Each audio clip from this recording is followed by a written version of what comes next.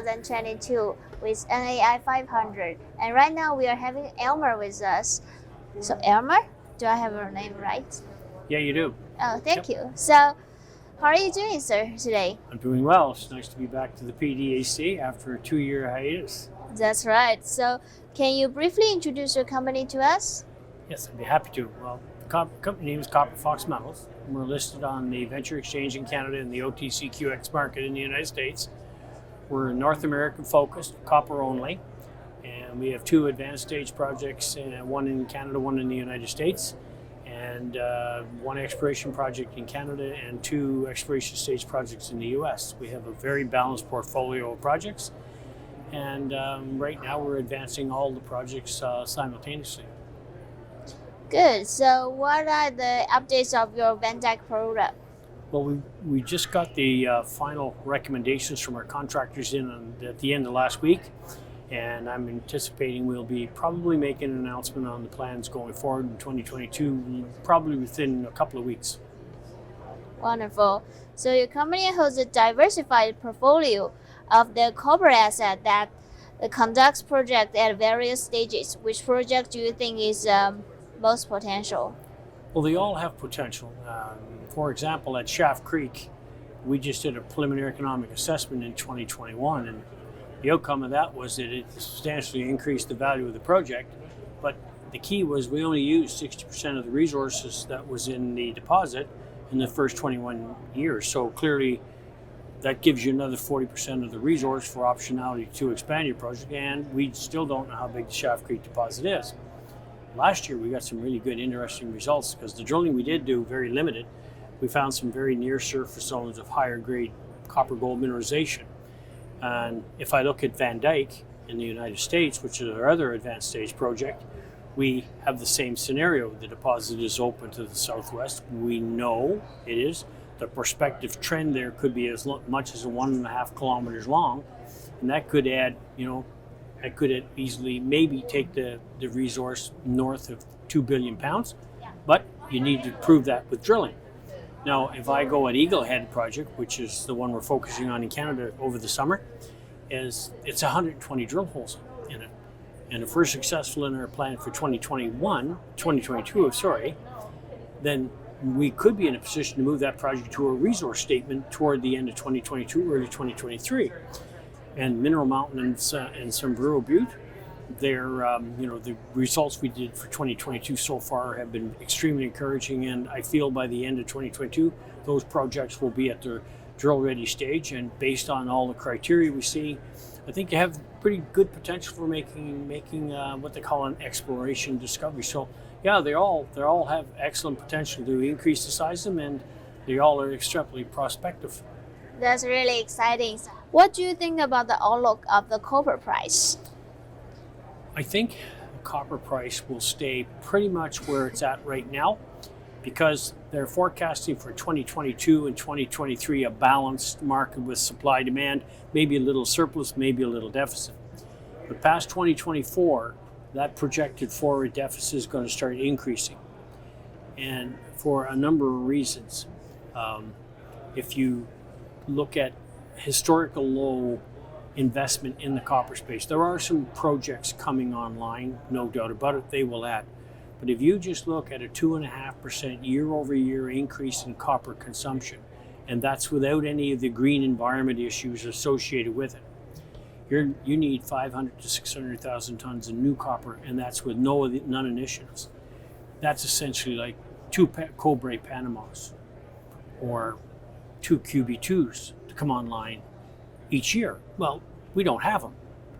The other thing is the lead time between getting the permit, the social license, and the regulatory permit. That's getting longer and longer. Deposits are getting deeper. The head grades in our traditional sources of copper are declining quite rapidly. And then you have your social disruption and your supply disruptions due to weather and a few other issues. So I think the supply side is going to have its challenges. Demand side will take care of itself, and I see prices of copper staying right where they're at for now, but after 2024 there's a good chance that they could move higher, which would be required because the industry has to look deeper, and the deeper you look, the more expensive it is to produce these things. So there's a certain threshold copper has to trade at in order for companies to want to invest, especially in large projects or potentially large projects, which we're currently exploring for. Definitely.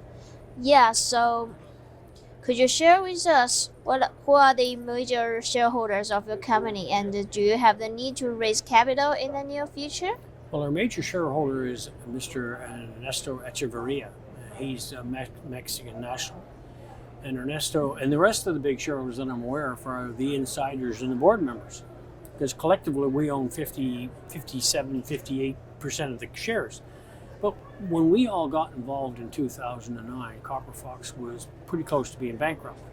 So what we did is we perfected our interest in Schaft Creek through the Schaft Creek joint venture with Teck, which is a good joint venture, and Teck's a great partner. So we did a feasibility study in 2012. The value of the company, or Schaft Creek, was like $64 million, and we own 25%. So our value on books was $16 million. So we stayed with it, we financed it, and now last year we did a PEA on Schaft Creek, and there was a lot of parties involved in that, and Teck helped us substantially on that. We took the value up to $842 million US after tax, discounted 8%. So there was a substantial increase. Our share, $212 million. So we seen about a $200 million increase in our valuation, potential valuation in Schaft Creek, based on the work that has been done so far. Now, we did the same thing at Van Dyke, and last year we did a PEA at Van Dyke, and we took that project from $145 million after tax value to $645 million after tax value. But it was the conviction of the management and the board in that their strategy was right, and we built the value. Now what we need to do is stay the course and execute the game when we decide at which point in time would be a good way to exit by selling an asset at what we deem to be fair value. So do you still think new investors should consider investing in your company now? I think it would be a good time to start now, and I'll tell you the reason why I think so. First and foremost, you'll look at a number of junior explorers, and we're probably classed as a junior explorer, where we're technically a development company because of the advanced stage project we have. You look at the number of junior explorers out there, and how many of them have resources on the books? 10%? Well, our resource statement on our balance sheet says we own 4 billion pounds of copper. We own 2 million ounces of gold. We own 160 million pounds of molybdenum. We own 16 million ounces of silver, which that's not quite a junior explorer who doesn't have a resource. The other thing is the joint venture agreement we have with Teck Resources. And that essentially, if people want to read about it, they can go on our website and they can see the fine detail. But essentially what it drills down to is Teck is required to put up all the money until production. And our share, if we decide to ask them to do so.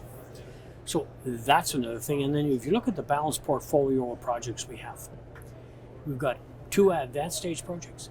We've got 1 advanced exploration stage project and 2 exploration stage projects, which really, when you think about it, gives the investor an opportunity for what they call a drilling discovery success. And I believe that Mineral Mountain and Sombrero Butte, which have never been drilled by Copper Fox, we think they're rapidly getting to the stage for a drilling program. That's good. So thank you very much for your time today. You're welcome. It's a great pleasure talking to you. Thank you.